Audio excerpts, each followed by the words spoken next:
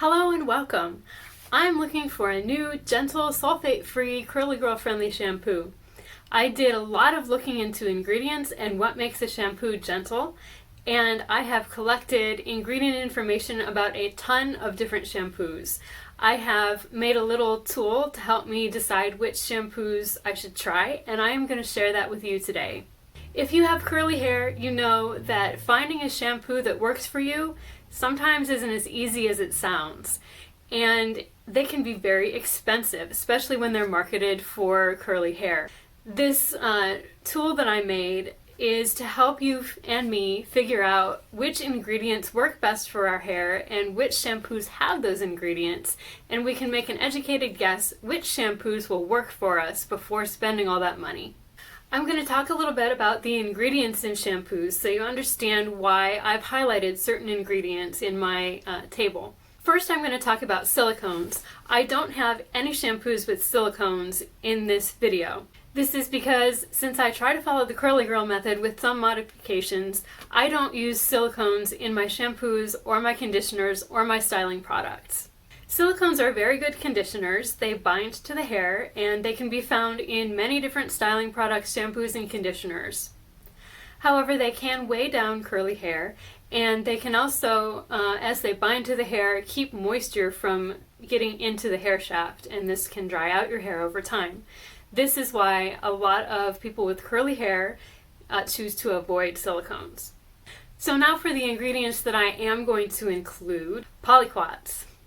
Polyquats include the chemical guar hydroxypropyltrimonium chloride and any chemical starting with the word polyquaternium and ending with a number. When the surfactants in your shampoos strip the hair of its natural oils and give it a slight negative charge, polyquats, which are positively charged, can come along and bind to the hair. This causes the hair to be more soft and gets rid of that dry, rough, stripped feeling. The problem with polyquats is some people experience buildup with the polyquats and can't use them, otherwise their hair feels very weighed down and limp. Polyquats can work very well for some people in their products, but I personally avoid them. Coconut oil. Similar in concept to silicones and polyquats, coconut oil can help replace some of those natural oils that the surfactants have stripped off your hair after shampooing. Coconut oil can actually have the opposite effect on some people's hair and dry it out. So some people need to avoid coconut oil in their products. Coconut oil can behave differently in different products depending on how it's formulated. And there are some people that find coconut oil too heavy, and in some products the coconut oil weighs down their hair. Aloe. Aloe is a humectant that provides moisture to the hair. It is also a cleanser that can cleanse away some of those natural oils. Some people avoid aloe because in some people their hair is sensitive to it and it dries out their hair. Shea Butter. Shea Butter is used to add moisture to the hair. For some people this ingredient is too heavy. People like myself, I have kind of fine hair that's easily weighed down. I can't use products with shea butter, but for other people they need shea butter in their products to get enough moisture back into their hair. Protein. Protein makes the hair shaft strong, but too much protein can cause dryness, brittleness, and hair breakage. You want a balance of protein and moisture in all of your hair products, and so it's helpful to know which shampoos contain protein if you're trying to achieve that balance. People have different reasons for liking or avoiding protein in their products. Some people, their hair is very sensitive to protein, so having even a little protein in their products will really dry their hair out. Other people need to add back more protein in their products because their hair is easily over-moisturized. Now for surfactants, the main active ingredient in shampoos. Surfactants help the oil in your scalp mix with the water in your shower because the surfactants have one end that mixes with water and one end that likes to mix with oil. There are surfactants that are harsh and surfactants that are more gentle. Because I want a gentle shampoo, not a clarifying shampoo, the shampoos I'm going to talk about today do not have the harsh surfactants on this list. I'm also excluding shampoos with the ingredient sodium C1416 or C1214 olefin sulfonate and sodium cocoyl or cocoa sulfate. These two ingredients are also pretty harsh surfactants, but they're not technically considered sulfates. like sodium lauryl sulfate. So a shampoo can have these ingredients but call themselves sulfate-free, or they'll market themselves as SLS-free or SLES-free. They still have a harsh surfactant. Are these ingredients bad? No, they're just more harsh than I'm looking for today. The more mild anionic surfactants are on this list here.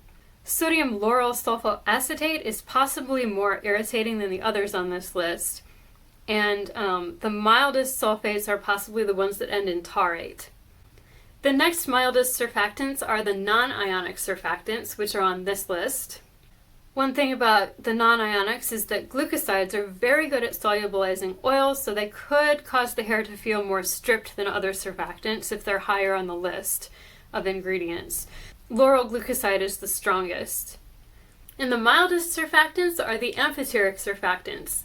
They're so mild, in fact, they might not do a good enough job cleansing your hair unless they're paired with a surfactant from one of the other two lists. I made up a system based on this information to try to calculate the harshness or mildness of the shampoos that I'm interested in. One caveat here is that I'm not a cosmetic chemist. I minored in chemistry, so I understand the chemicals, but how they actually interact with your hair and how they interact in the mixtures in the shampoos is something that is a little bit beyond me. I have a scale of harshness from 1 to 5, 1 being the harshest, 5 being the mildest. The 5s are so mild that they're amphoteric surfactants only, and they might not actually do the greatest job cleansing your hair. And the 1s are the most harsh. They have all mild anionic surfactants, but they don't have any surfactants from the other list to help balance them out. The 2s are heavy on anionic surfactants, and the 3s look more balanced to me just eyeballing it. If it has more than 5 conditioning agents, it moves up a rank on the list. If it has ingredients that I think would be more drying to the hair, it moves down on the list. So I have collected ingredient information for a ton of shampoos and put them into these tables. Then I have shown whether the shampoos have the different ingredients such as polyquats, aloe, coconut oil, shea butter, or protein, and also how mild they are and the mildness score. Because they wouldn't all fit on the screen at once, I have grouped them by price. Feel free to screenshot any of these and use them to find your next shampoo. The way I would use this table is I would look at the ingredient that I care about the most. So highest priority for me is excluding polyquats. I would look down and see which shampoos have no polyquats. I look at what's left and then start to research those shampoos more closely. It is 2020 right now, and shampoos sometimes change their formulations. I would suggest that you double check to make sure I am correct with all of my information here once you've narrowed down which shampoos you're interested in checking out. Alright, well, thank you for watching. If you have already found your perfect gentle shampoo, throw it down in the comments so we can all benefit and maybe give it a try. Stay curly!